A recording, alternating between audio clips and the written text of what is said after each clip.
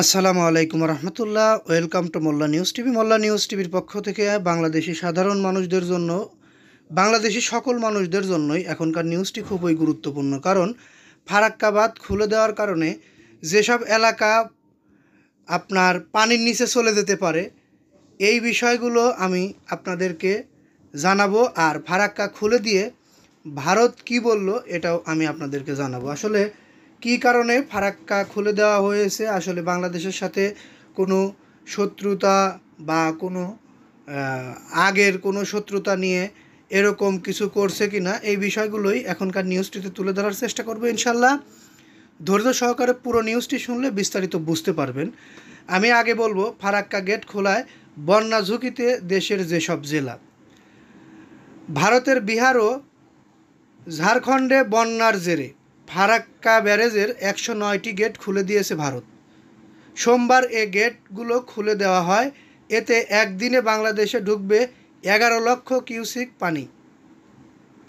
এই গেট খুলে দেওয়ায় দেশের রাজশাহী, চাঁপাইনবাবগঞ্জ, পাবনা, সিরাজগঞ্জ, কুষ্টিয়া, রাজবাড়ী ও মানিকগঞ্জ সহ আশেপাশের জেলাগুলো পল্লবিত হতে পারে।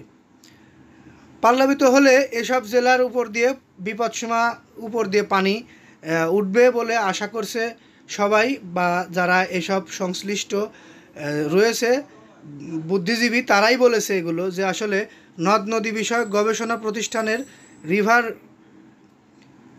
রাইন পিপেলের পরিচালক এম আনোয়ার হোসেন সমকালকে বলেন, ফারাক্কার গেট খুলে দেওয়ায় খবরটি আমাদের জন্য বিপজ্জনক। আসলে বিষয়টি খুবই বিপজ্জনক। ফারাক্কার 109টি গেট খুলে দেওয়া মানে ফারাক্কার আর কোনো কিছু বাদ নেই, অর্থাৎ ফারাক্কা উঠিয়ে দিলে যা হতো সেই বিষয়টি এখন হচ্ছে। কারণ 109টি গেটই রয়েছে ফারাক্কায়, সেই 109টি গেটই তারা খুলে দিয়েছে। কিন্তু আমাদের এখন যে বিষয়টি সেটি হচ্ছে, ফারাক্কা গেট খুলে দিয়ে ভারত এই প্রসঙ্গে বললেন কি।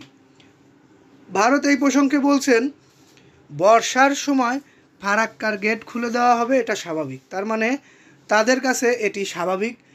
বাংলাদেশ ডুবে গেল না বাংলাদেশের মানুষ পানির নিচে বসবাস করলো, এটা ভারতের বা এটা ভারতের দেশগুলোর যারা দায়িত্বে রয়েছে তাদের দেখার বিষয় না।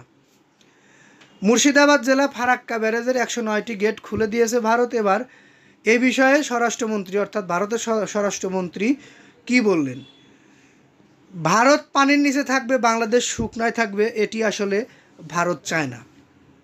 তার ভিতরে একটি বিষয় রয়েছে যেটি আমরা একটু স্বস্তির মধ্যে বলতে পারি, সেটি হচ্ছে এখনও নেপালের পানি ফারাক্কা দিয়ে ঢোকেনি। যদি নেপালের পানি ফারাক্কা দিয়ে ঢোকে তাহলে বাংলাদেশের ম্যাক্সিমাম জেলাগুলোই পানির নিচে থাকবে।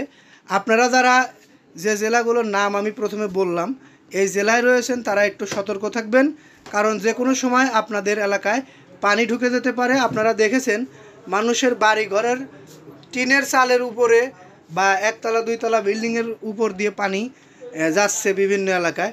তো ফারাক্কা খুলে দেওয়ার কারণে যেসব জেলার নাম বলেছি এসব জেলায়ও এরকম বন্যা হওয়ার সম্ভাবনা রয়েছে। যাই হোক, আমি এই নিউজটি আর দীর্ঘায়িত করব না।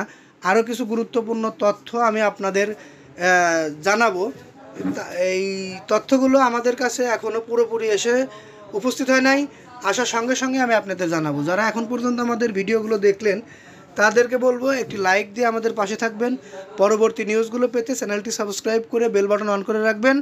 আপনাদের মতামত থাকলে কমেন্ট বক্সে জানিয়ে যাবেন। এই বলে এখান থেকে বিদায় নিচ্ছি। আসসালামু আলাইকুম।